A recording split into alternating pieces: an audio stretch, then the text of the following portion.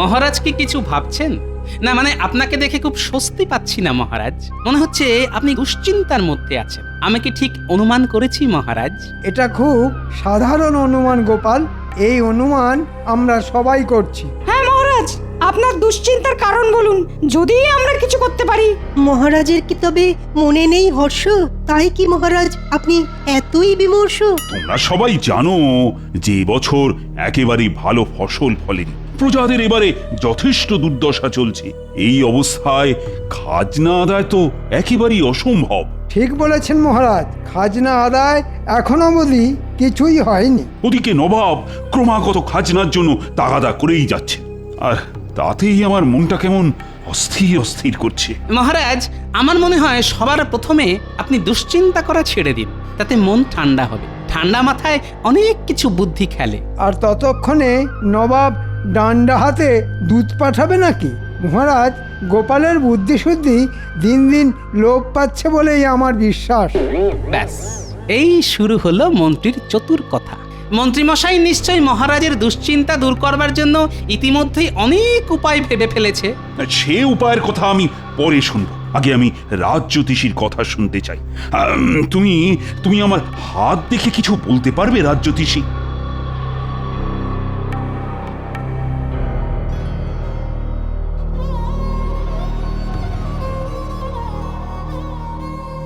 মহারাজ, আপনার হাত দেখে যা বুঝলাম তা হলো একটা অশুভ প্রভাব ছিল বটে। অশুভ? আচ্ছা, বেশ বেশ, তা এখন কি অবস্থা? সেই অশুভ প্রভাব কেটে গেছে, তাই আর আপনার বিশেষ কোনো চিন্তার কারণ নেই। চিন্তার কারণ নেই বলছো? তবে কি? মহারাজ, আমার মনে হয় এই সমস্ত গেঁয়ো যোগী দিয়ে আর কিছু হবে না। আমি কতদিন ধরে এখানে রাজজ্যোতিষী আছি সেটা কি ভুলে গেছেন মন্ত্রীমশাই? সেই জন্যই তো বলছি, আপনার সময় পেরিয়ে গেছে। মন্ত্রী, থামো দেখি। মহারাজ, আমি এমন একজন জ্যোতিষীকে চিনি যিনি হলেন ত্রিকালদর্শী। সব কিছু দোষগুণ উনি বলে দিতে পারেন, আর কোনো রকম সমস্যা থাকলে উনি তার বিধান দিতে পারেন। তাই বুঝি? ব্যাটার মতলব ঠিক ভালো ঠেকছে না। আপনি যদি তার সাথে দেখা করতে চান তাহলে তাকে রাজসভায় একবার আনা যেতে পারে। বেশ মন্ত্রী, তবে তাই হোক। আমি তার সাথে দেখা করতে চাই। তুমি তাকে এই রাজসভায় আনবার ব্যবস্থা কর। বিলক্ষণ মহারাজ।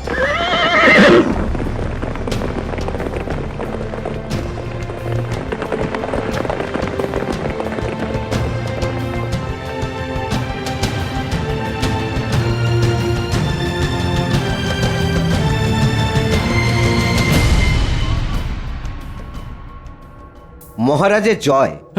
নবাবের দূত? দেখেছেন মহারাজ, জ্যোতিষী বলল যে আপনার অশুভ প্রভাব কেটে গেছে, অথচ দেখুন নবাবের দূত এসেছে। কি সংবাদ এনেছ দূত? আমার হাত দিয়ে নবাব একটি পত্র পাঠিয়েছেন। কই দেখি পত্র।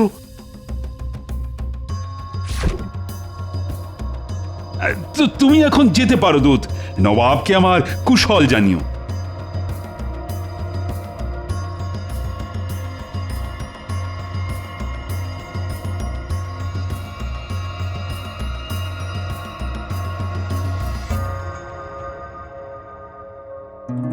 মন্ত্রী, এই পত্রে যা লেখা সেটা তুমি সবাইকে পড়ে শোনাও। পত্রে লেখা আছে, নবাব আগামী সপ্তাহ শেষে এবছরের সেরা আবিষ্কারের জন্য উদ্ভাবনীশ্রী পুরস্কার স্বর্ণ স্মারক দেবেন। সাধু সাধু সাধু। যে রাজ্য সেরা হবে পুরস্কারের সঙ্গে সঙ্গে তাদের সমস্ত খাজনাও মুকুব করা হবে। বাকি রাজ্যগুলির খাজনা দ্বিগুণ করা হবে। আবিষ্কারের বিষয়বস্তু এই সপ্তাহের মধ্যে নবাবকে জানাতে হবে। শুনলে তো সবাই, আমি না বড়ই অসহায় বোধ করছি।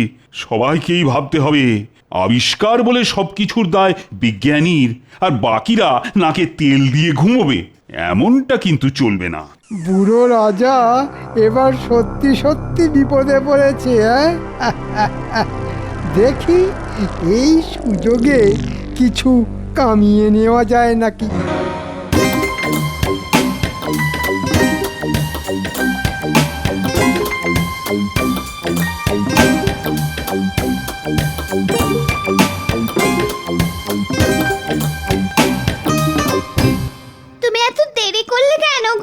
সে আমি জরুরি কাজে ব্যস্ত ছিলাম।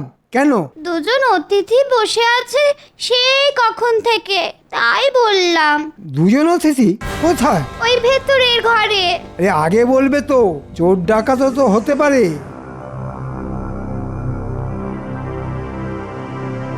আপনারা কারা ঠিক চিনতে পারলাম না তো। আমি খাম্বাজ রাজ্য থেকে আর ইনি বর্ধমান রাজ্য থেকে এসেছি। আমরা খুব বিপদে পড়েই এসেছি। একমাত্র আপনি পারেন আমাদের বিপদ থেকে উদ্ধার করতে। সেটা কিরকম? আগে ওই আমাদের দেশে ওই আপনার কৃষ্ণনগরের মতো বিজ্ঞানী নেই, তাই নবাবের শর্ত রাখবার জন্য আমাদের কিছু আবিষ্কার করে দিতেই হবে। হ্যাঁ, আমরা নিশ্চিত সেই আবিষ্কার পুরস্কার পাবেই। এতে আমার লাভ? এতে আমরা আপনাকে 5,000 মোহর দেব। এ তো দারুণ দাম। শুধু 5,000 মোহর? আপনি বলুন না আর কি চান। বিজয়ী হলে আমাকে মোহরের সাথে 50 একর জমি দিতে হবে। বলুন, রাজি? আমরা রাজি। আপনি মোহরের সাথে জমিও পাবেন। ঠিক আছে, এখন আপনারা চলে যান। কেউ যেন আমাদের সাক্ষাতের কথা জানতে না পারে। আপনি কোনো চিন্তা করবেন না, শুধু আমাদের এই বিপদ থেকে উদ্ধার করুন।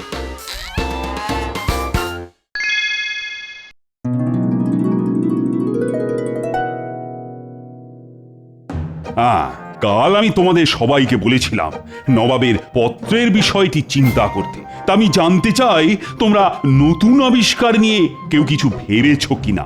মহারাজ, আপনি কোনো চিন্তা করবেন না। আরে চিন্তা করি কি আর সাথে, বিজ্ঞানীকেও তো রাজসভাতে দেখছি না। বিজ্ঞানী এখন ভীষণ উদ্যমে নতুন জিনিস আবিষ্কার করছেন, তাই সকাল থেকে উনি আদার জল ছাড়া আর কিচ্ছু খাননি। চত্ব সব। বিজ্ঞানী একটা নয়, একসাথে দুটো আবিষ্কার করে নবাবকে মুগ্ধ করবেন। বলো কি? নিশ্চিন্ত থাকুন মহারাজ, পুরস্কার কৃষ্ণনগরী ছিনিয়ে নেবে, কারণ এরকম আবিষ্কার আগে হয়নি। একটাতে 10 বছর বয়স কমবে আর একটাতে 10 বছর বয়স বাড়বে। এ তো দারুণ ব্যাপার মহারাজ। আমাকে আজকাল অনেকেই বুড়ো বলছে। যদি 10 বছর বয়স কমে যায় তাহলে খুব ভালো হবে। আগে কৃষ্ণনগর বাঁচুক, তারপর দেখা যাবে।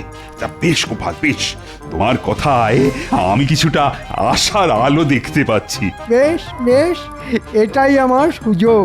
ছিনিয়ে নেব আমি বয়স বাড়া কমার আবিষ্কার, আর তারপর কয়েক হাজার মোহর। শোন, তোদের দুজনকেই বলছি, খুব সাবধানে কাজ করতে হবে। আজ রাতে বিজ্ঞানীর ঘর থেকে আবিষ্কার চুরি করতে হবে, আর কাল জ্যোতিষী সেজে মহারাজের সামনে যেতে হবে। কিন্তু আমরা কি বলবো মহারাজের কাছে?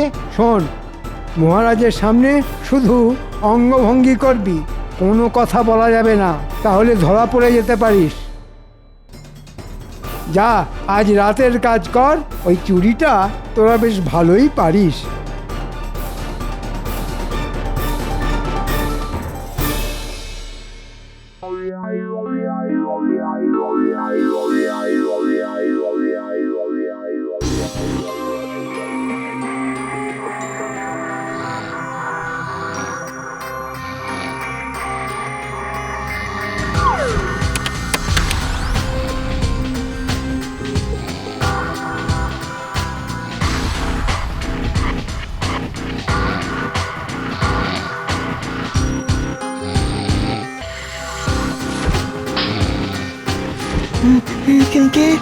কে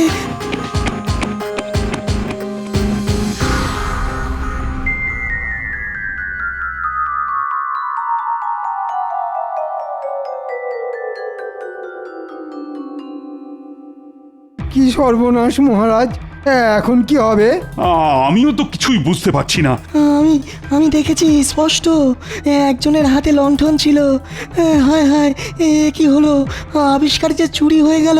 আমার মনে হয় না এতে বিশেষ কিছু চিন্তার আছে। মহারাজ, আপনি তো দূত পাঠিয়ে নবাবকে বলেই দিয়েছেন যে আমরা কি আবিষ্কার করেছি। হ্যাঁ, দূত আমি পাঠিয়েছি। আবিষ্কার চুরি হয়েছে, কিন্তু আবিষ্কারক আমাদের সাথেই রয়েছেন। আমার মনে হয় বিজ্ঞানী আবার বানিয়ে ফেলতে পারবে। আজ্ঞে মহারাজ, আমি আবার বানাতে পারবো। যাক বাবা, তাই যেন হয়। মহারাজের জয় হোক, নবাবের দূত এসেছেন। দূত? আচ্ছা আচ্ছা, পাঠিয়ে দাও। বুঝতে পারছি না আবার কি হবে। ওহ,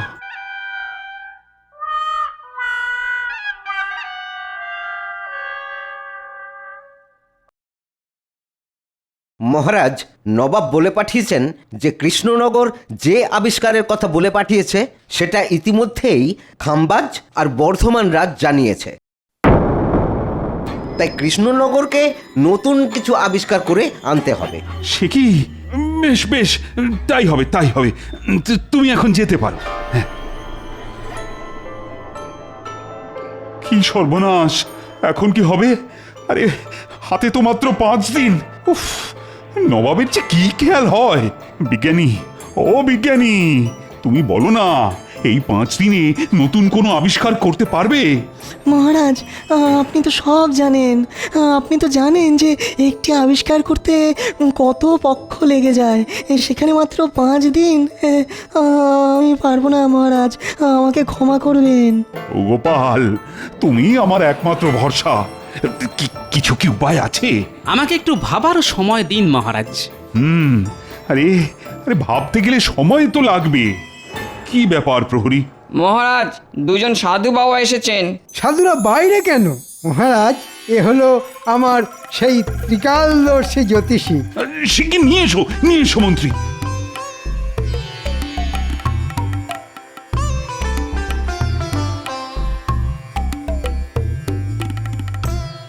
মহারাজ, এনারা দুজনেই হলেন সেই ত্রিকালদর্শী জ্যোতিষী মৌনব্রতী বাবা। মুখে কিছু বলেন না, সবই ইঙ্গিতে বোঝান, তবে গণনা নির্ভুল। কিরকম যেন গন্ডগোল লাগছে, এদের দেখে চেনা চেনাও লাগছে। যাই হোক দেখি। হে ত্রিকালদর্শী জ্যোতিষীগণ, আমাদের রাজ্য আর মহারাজ এখন ঘোর সংকটে। আপনারা গণনা শুরু করুন। আপনারা আকার ইঙ্গিতে যা বলবেন আমি সব বুঝিয়ে দেব।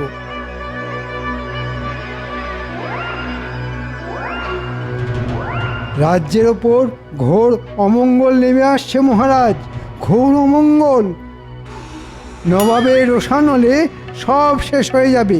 কি তাই তো? কি সর্বনাশ! রাজাকেও বার্ধক্য গ্রাস করেছে, তার পক্ষে রাজ্য রক্ষা করা সম্ভব নয়। সে কি হে জ্যোতিষীগণ, এর থেকে বাঁচার কি কোনো উপায় নেই? আছে বা একটু বলুন। উপায় একটা আছে মহারাজ। এই অমঙ্গল কাটাতে এই রাজ্যের থেকে কিছু যাগযজ্ঞ করতে হবে, আর তার জন্য কিছু মোহর লাগবে। এখন মহারাজ, আপনি যদি সম্মতি দেন তবে। বেশ বেশ, আমি সম্মতি দিলাম। আমি খাজাঞ্চিকে এক্ষুনি বলছি যজ্ঞের জন্য প্রয়োজনীয় মোহর এই জ্যোতিষীদের দিতে। তার আগে আমি বলতে চাই, এরা কিন্তু আমার অতিথি, তাই আজ সবার জন্য ভোজনের আয়োজন করা হয়েছে। বাহ বাহ বাহ, ত্রিকালদর্শী সাধু বাবারা দেখছি মাছের মুড়ো খাওয়া বেশ ভালোই রপ্ত করেছে। কি ত্রিকালদর্শী সাধু বাবার দেখি নকল গোঁপ খুলে গেছে। বুঝেছি, রাজাকে বলে এক্ষুনি মন্ত্রীর কারসাজি ফাঁস করে দেওয়াটাকে ঠিক হবে? না, বলাটা ঠিক হবে না। রাজা নিজেই এখন নবাবের দুশ্চিন্তায় ডুবে আছে। মন্ত্রী মশাই, তোমার ত্রিকালদর্শী সাধু বাবার কিন্তু নকল গোঁপ খুলে গেছে। চুপি চুপি তোমাকে বললাম, আর কাউকে বলিনি।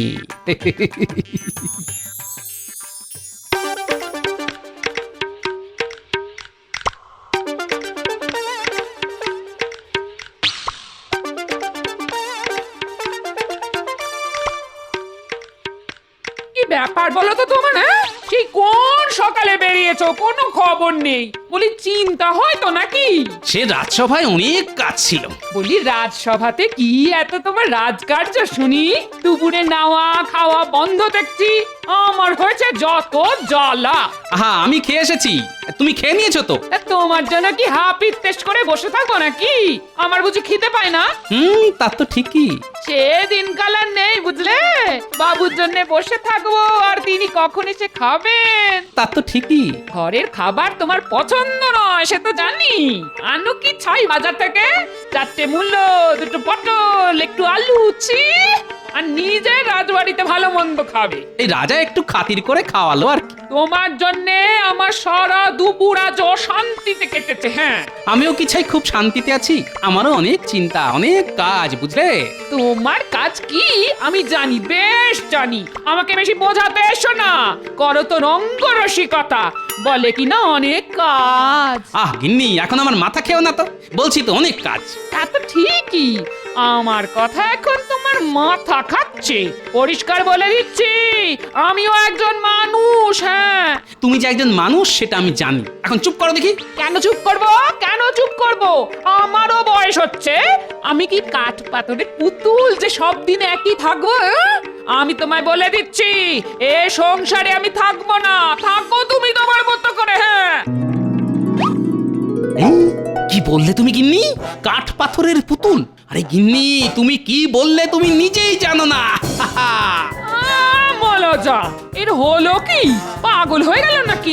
আমি এক্ষুনি আসছি গিন্নি, এক্ষুনি আসছি। উমাগো, হলো কি? এই কোথায় যাচ্ছ?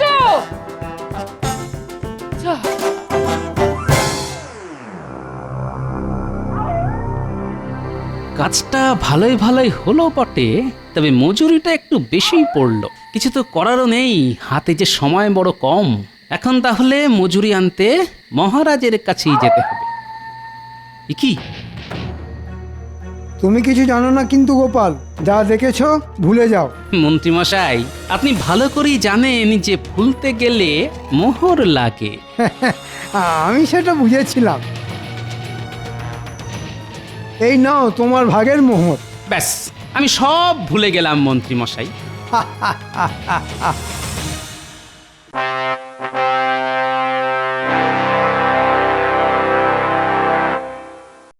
মহারাজ, ওই সাধুদের আনতে কি আপনি বলেছিলেন? হ্যাঁ গোপাল, ওরা ত্রিকালদর্শী যে। আজকে আমাদের প্রথম পরীক্ষা খামবাজ রাজ্যের জন্য, সেটা হলো বয়স বাড়ার ওষুধ। বেশ, শুরু হোক। এই সেই ওষুধ যা খেলে বয়স 10 বছর বেড়ে যাবে। উজির, তুমি ওই ওষুধ খেয়ে নাও। নবাবের যা হুকুম।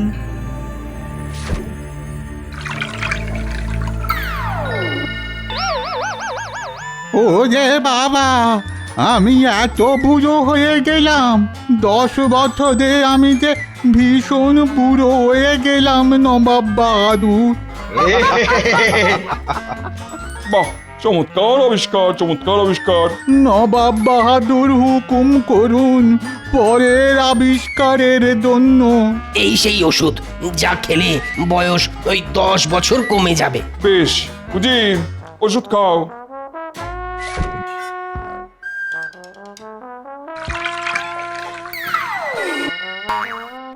চমৎকার, চমৎকার।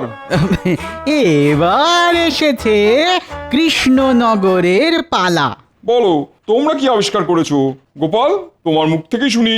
আপনার দেওয়া শর্ত অনুযায়ী আমরা এমন জিনিস আবিষ্কার করেছি যা আপনার বয়স বাড়াবেও না, কমাবেও না। আপনি যেমন আছেন সারা জীবন নিজেকে ঠিক এইভাবেই দেখতে পাবেন।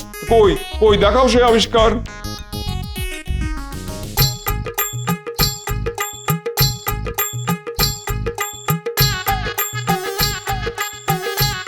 কি, এ তো আমার মূর্তি। ঠিকই নবাব বাহাদুর, এই মূর্তিতে আজ যেমন দেখছেন নিজেকে, 5 বছর পর, এমনকি 50 বছর পরও নিজেকে ঠিক একইভাবে দেখবেন। দারুণ, দারুণ, সত্যি সেরা আবিষ্কার গোপাল। পুরস্কার তুমিই পাবে, সেই সঙ্গে কৃষ্ণনগরের খাজনাও মুকুব। নবাব বাহাদুর, এ কেমন বিচার? আমরা এত দারুণ সব জিনিস দেখালাম, আর গোপাল ওই মূর্তি বানিয়ে প্রথম পুরস্কার জিতে নিল। তোমাদের যে আবিষ্কার, সেই আবিষ্কার কৃষ্ণনগরও করেছিল, কিন্তু আগে না জানানোর জন্য আমি সেটা বাতিল করি। তবে গোপালের আবিষ্কার সত্যি অভিনব। কিন্তু কৃষ্ণনগরের মন্ত্রী আমাদের 5000 মোহরের বিনিময়ে এই আবিষ্কার দিয়েছেন। এখন সেও গেল, সঙ্গে দ্বিগুণ খাজনাও দিতে হবে। এরপরে মন্ত্রী আমাদের থেকে জমিও চেয়েছেন। এ কি কৃষ্ণচন্দ্র, তোমার মন্ত্রী তো দেখছি জোচ্চোর। মন্ত্রী? তবে এই ছিল তোমার মনে? দাঁড়ান মহারাজ, এখনো তো দেখার বাকি।